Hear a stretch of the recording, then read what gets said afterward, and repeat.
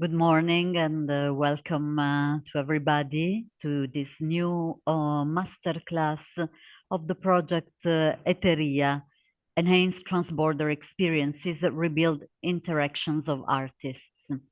A project supported by the Creative Europe program of the European Union and promoted by the Italian Center of the International Theatre Institute in partnership with the Teatro Zakynthos from Greece, National Historical and Archaeological Museum of Constanța from Romania, North Macedonian Center of the International Theatre Institute from North Macedonia, and Augmented and Virtual Reality Lab of the University of Salento from Italy.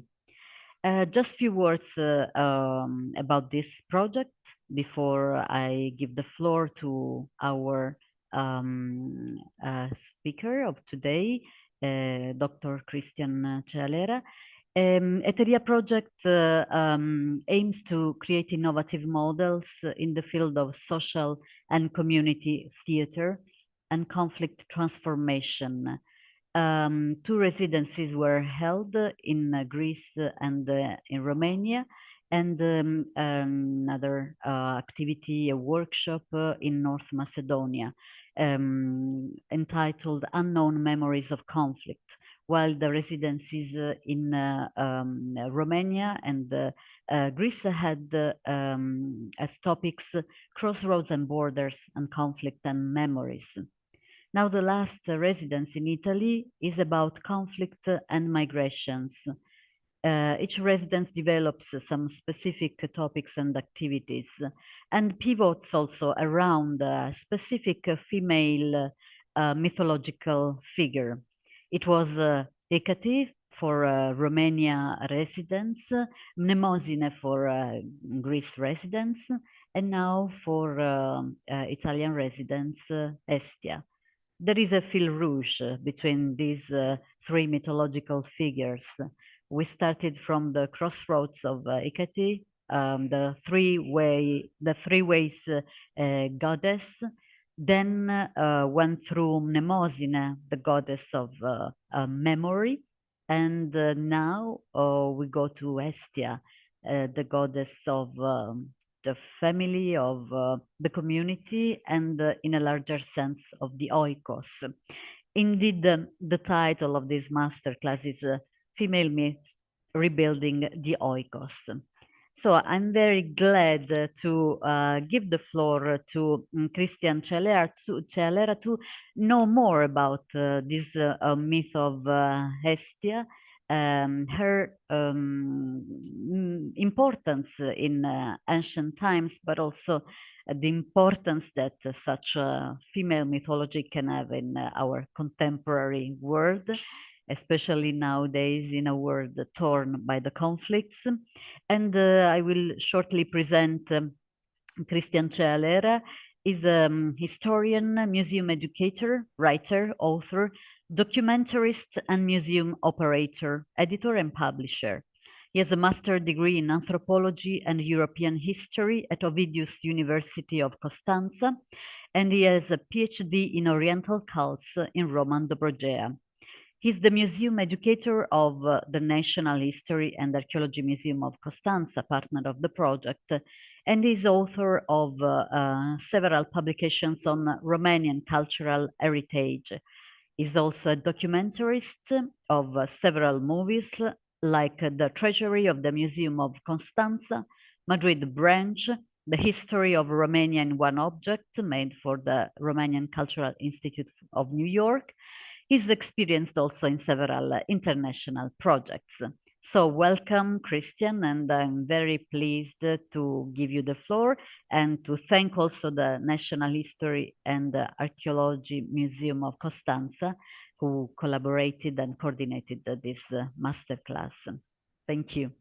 Thank you, Roberta. Hello to everybody. Good morning. I hope this masterclass will be interesting.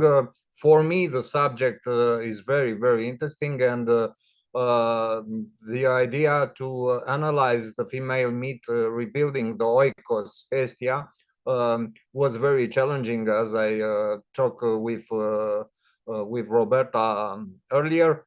It's very interesting because, Hestia is not so visible like other gods in the mythology, in the cults, but she's the most present. This is the paradox, because is not so visible, but is always present, because we talk about the family, we talk about household, we talk about the eternal fire. So she is the heart of the house, of the community, of the city, and also is the heart of our lives, because we talk about the eternal fire and the sacred fire. And this is the reason I want to show you a short presentation, because it's easier to understand the cult of Hestia, studying the ancient writings, because in the 8th century before Christ, the cult of Hestia was already born, and it was the great migration, Greek migration in Mediterranean and the Black Sea, and this is the reason all the Greek colonies from our area had the cult of Hestia.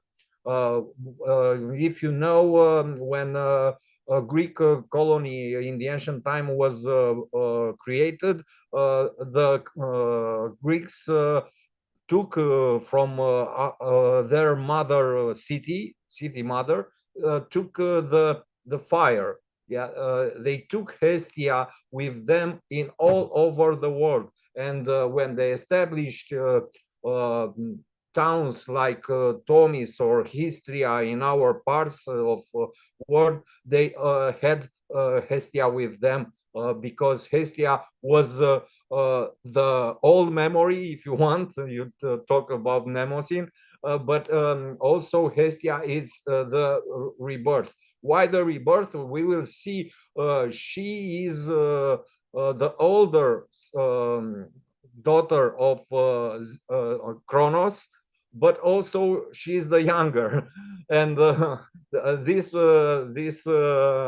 words are strange now, but I will show you why she is the first, but also the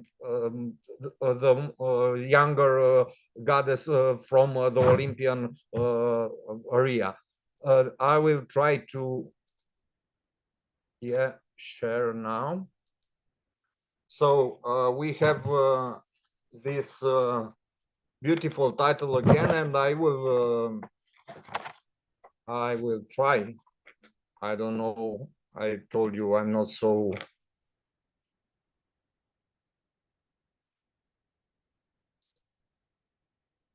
Okay. So at first we have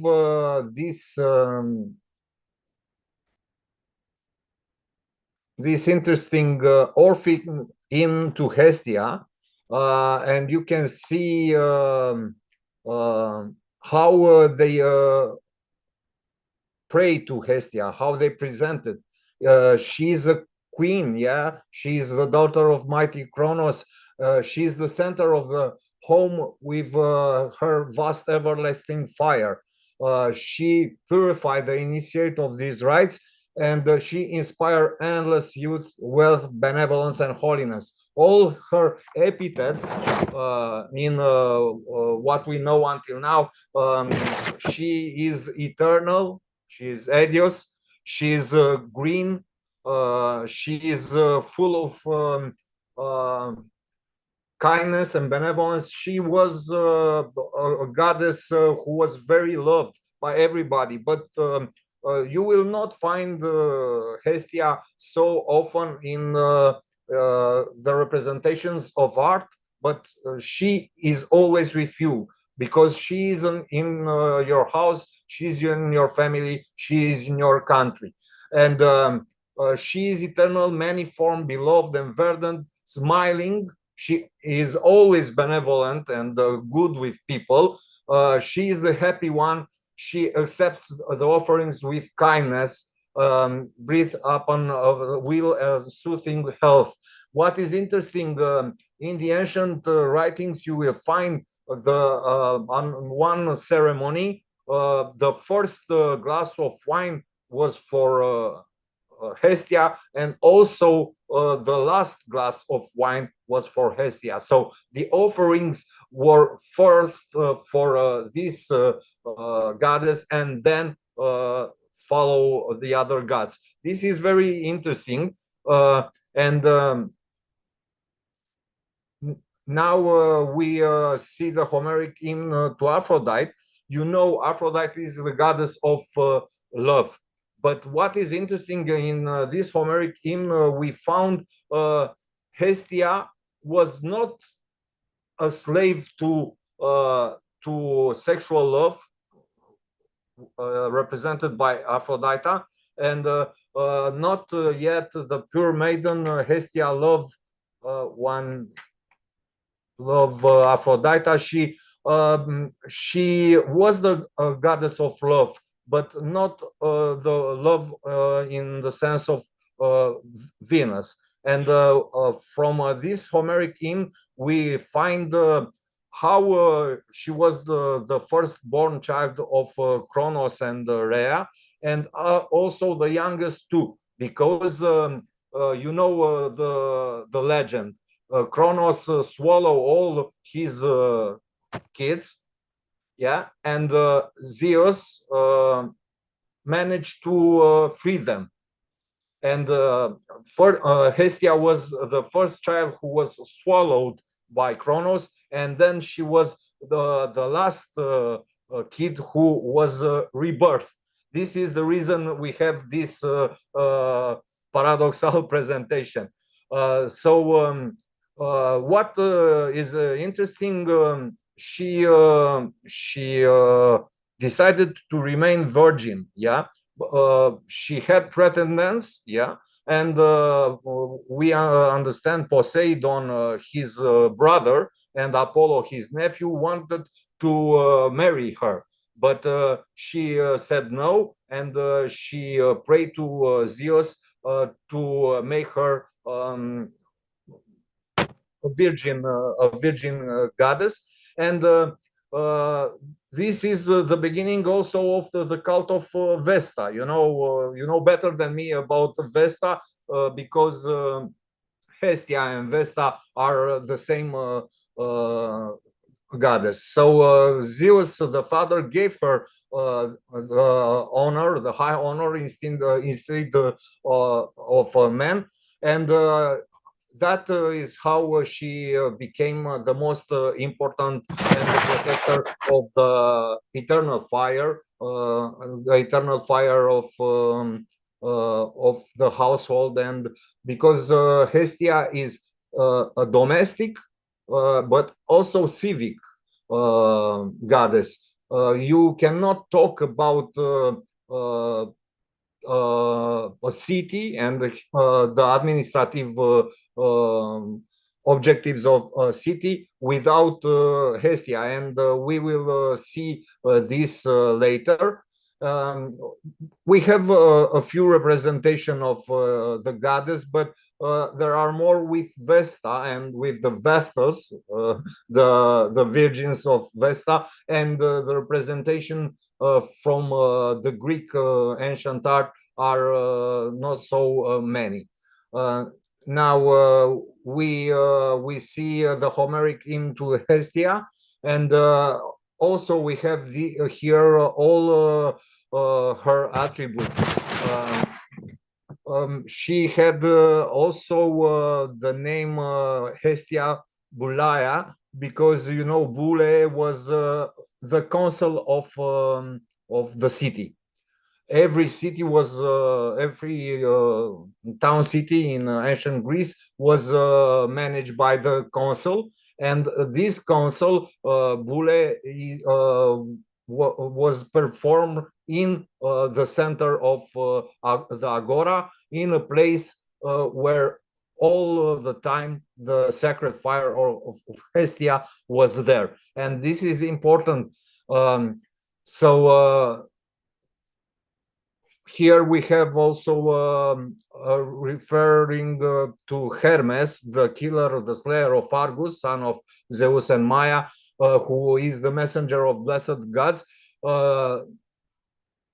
daughter of Kronos and Hermes are in this Homeric hymn very, very important. So we move on, and we see her present in the Olympian palace with Zeus and Ganymede in the center, and she is always with a veil. She is always good with people, and this is the reason she was so popular. Not popular in the ceremonies, but popular in everybody's heart, in my point of view. Here we have a representation of her with Demeter, also a very important goddess. Hestia is the one with the veil on her head, and always a very interesting detail, a symbol. Yeah, she always had a torch with her. Yeah, the torch for the fire, for the eternal fire, and also here we have in the right we have a presentation of a donkey. Yeah, you see the little donkey, because here we have a legend, a myth about Vesta. Yeah, in the Roman mythology, the god Priapus wanted to be with her in the sexual sense, but donkey saved her because he made a lot of noise, and everybody come and save the goddess. So there are a few legends, not so many like in others, but there are very, very interesting. Here we have also representation of Vestals, yeah. But what I want to say to you is very strange. If in the case of Roman Vesta, we have the representation of Vestals, in the case of Greek Hestia, we don't have so many priests. We didn't discover in our Dobrudja or in other parts of Greece. We didn't discover proofs about the priests of this goddess. There were, we believe there were, but there are no inscriptions about the priests Herea and Heres of Hestia. But we believe there were the magistrates, you know, the pritanes in every city, the high magistrates of the city always stayed and made decisions in Agora next to Hestia fire. So this is very important and very interesting in my point of view. And we have proofs of the temples, of the buildings who have this Pritaenon or Priteum in Crimea, in Olympia, in Greece, in every part of where the Greeks had colonies. And unfortunately, Ingrid didn't find the the Priteum from Tomis or Histriam, but maybe in the next years she will find. It's a joke, of course, but we believe the Greeks from Miletus came here. I try my best, Christian. I try my best. Okay, good luck. And they came here and they established this cult. Also, we have Ephes. Everybody knows Ephes, and you have to imagine here next to these columns was the sacred fire who was never stopped. Yeah. What is interesting, this is a tapestry from the 6th century when you don't have any more mythology, yeah, because you know the Christianity became the only religion, but there are pagan representations who escape the Christian control, and this is the reason we have this representation of Hestia in the 6th century after Christ. Also, we have a beautiful representation of the eternal fire and of a temple of Vesta in Rome, and we have to understand Vesta had these vestals. Yes, these vestals became the priests, the virgin priests of the goddess from 6 or 7 years old, and they had to be pure and to serve the goddess until 36 or 37 years. If we didn't respect the rules of the priesthood, the vestal will be killed. It was something very, very strange, and there are, as I said, many informations about Vesta and Vestals, but not so many about Hesta, but the symbols are incredible in my point of view. I had a lot of details, but now I think just the questions will help me to remember them, because the subject is very full, and there are many facets of this mythological figure. Thank you so much, Cristian. I have few questions for you. For example, about a symbol of Hestia, which is the circle related to the fire. Can you tell us something more about that? It is interesting because the circle is a symbol who is present in many other cults, but it's if you want my personal opinion, is also the same the sign of birth, but not of corporal birth, because she didn't have children. She is childless, but it's like the umbilico, you know. Yeah, this is the reason you asked me, because one of epithet was also linked with the umbilico, with the center of the life, with the center of the earth, with the center of the fire, because also in Delphi, yeah, in the temple of Apollo, it was said it's the umbilico of the world.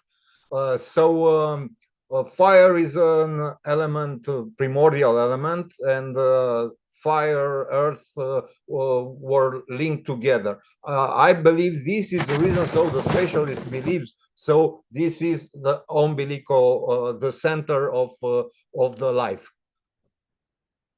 Yeah, yeah. And about also a role in hospitality of the strangers, who is inside or outside the circle. Can you tell us more if there were any specific ritual concerning also the strangers to be invited inside Yes, the community? Because the house is the safe area. When you invite a stranger in your house, he will and your heart is free, is with goodness, he will bring you also a lot of bless, you know.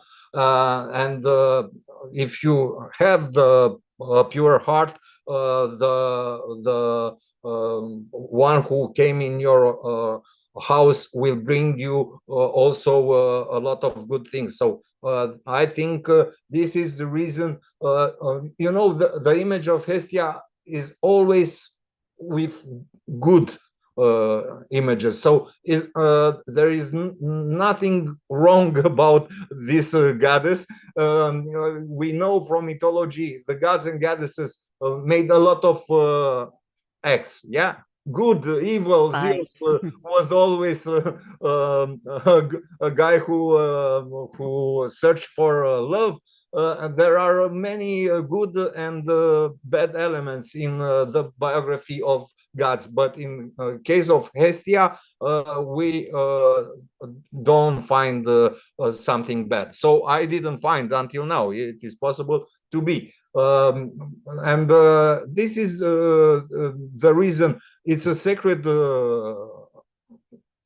area. You will come in my house, and my goddess, my protector, will advise me and will help me to be good with all the people who came in this center. Because you can talk about the house, but you can talk also about the city, and you can talk about the country. So Hestia is everywhere. This is the reason is always present, even now in modern times. Yeah. And we talk about her. Yeah. I see two raised hands. First, Fabio Tolledi, our artistic director, and then Ingrid Levey from the Museum of Constanța. Please, Ingrid. We cannot hear you. Also, let's go to Fabio, and then if you solve, we go to you. Okay, please, Fabio Tolledi, the artistic director of ETERIA project. Good morning to everybody. Thank you, Christy. Also, I am very interested also about many things that you have said, but also mainly I would ask you something about the connection between Hermes and Hestia. I know that is a very big issue, but I am very interested on this in this moment also. Yes. You know, we are working in the next summer school about the meaning of the threshold, the entrance of the limit. And also this is something strongly connected with the Hermes and Hestia connection. And also for this, I'm very... Yes. Also, the work on the conflict is connected with the idea of border. And also for this, I think that is something very important for our work in this moment. Yeah. In my point of view, Hermes, Mercury is very important because he's the messenger of gods. Everybody knows this.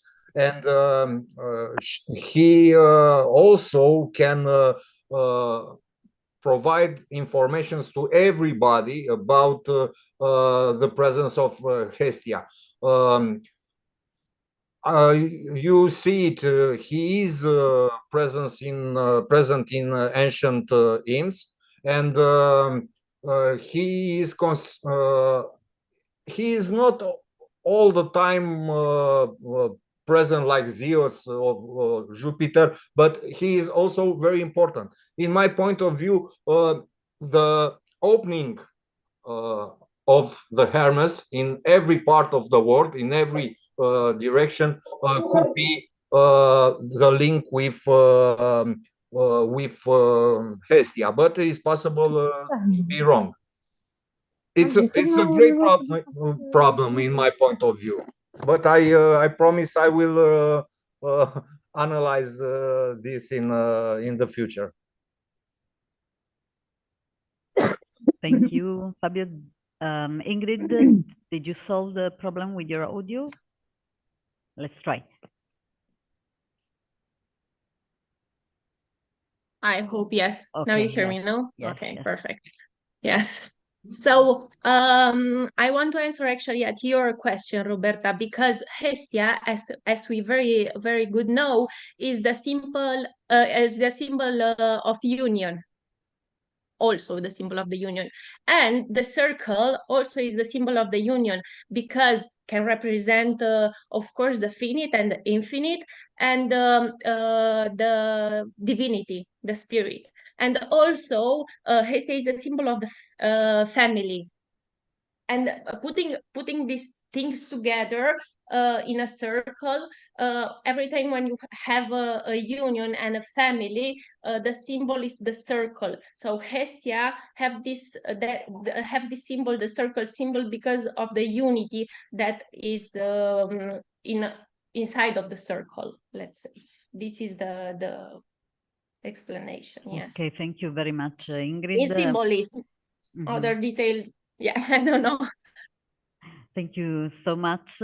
Ingrid, archaeologist of the Museum of Constanța, that I invite everybody who is listening to visit it because it contains magnificent treasures, really. Constanța is the old Tomis where Ovid was exiled on the Black Sea, and it's a very a region very rich in cultural heritage, really a crossroads of cultures. I don't know if there are other like questions, otherwise we can skip to the second part only for the Zoom participants and we stop the live streaming. There are no other raised hands, so Onur, please, Onur. Hello. Your audio, Onur, please.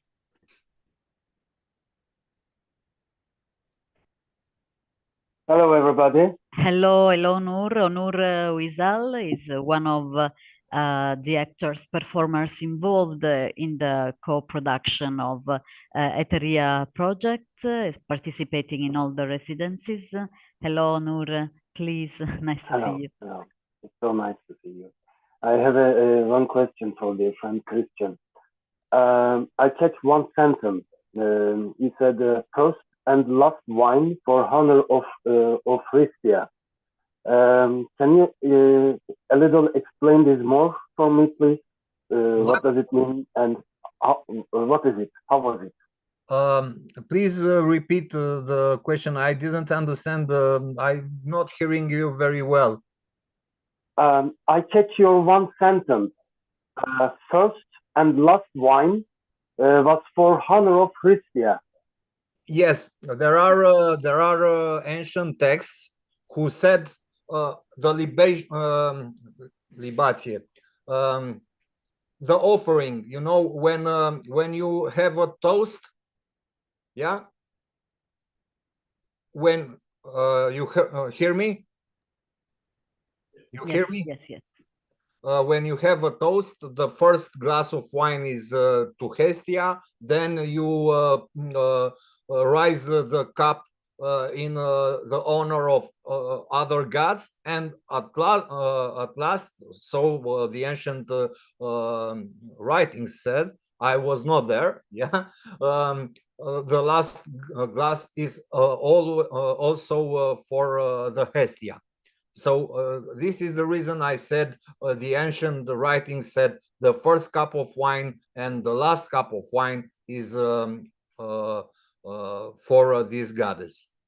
And I can tell you also this it's present in ancient authors, and I could give you the sources, you know, because there are not so many things about this subject to be well known, and we are dwelling just with these ancient sources.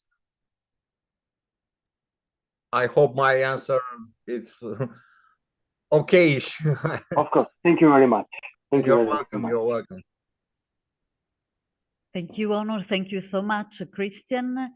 So I think now we can continue also our conversation out of the streaming with the other participants who are the artists involved in the project and the partners of the project. Thank you so much, Cristian, for this fascinating journey into the figure of Hestia. I think it is very important to reflect and reconsider the values that such mythologies can convey to us. We need the time to reflect and to go deeper into some values connected, especially to communities, to hospitality, to building or rebuilding the Oikos. Thank you so much. Cristian, I don't know if you want to say just last words to say goodbye to the people who could follow us on this masterclass live streaming. Thank you for this opportunity, and I'm waiting to talk about Hestia, about Hermes, and about all the subjects with you. And I hope my presentation was good, but what is important for me, it's a subject who have to be developed in the future, you know, and I promise I will study more about the myth of Hestia. Thank you so much, Cristian. Yeah. It was really inspiring and excellent work. Thank you so much. And I invite the people who are listening to us to follow also the next online masterclass of ETERIA that will be this afternoon at 6:30. It will be about social practices for performing arts with two guests. Thomas Engel from the German Center of the International Theatre Institute, coordinator of the Committee for Artists' Rights, and Jaroslav Stejkowski from the Grotowski Institute and founder of Art Junction Foundation. They will talk about theater in conflict areas and artists' rights. A very crucial topic, especially in this moment. Thank you so much. And now we will continue in the Zoom, and thank you to the people who followed this live streaming for the ETERIA project. Thank you. Thank you, Cristian. Thank you.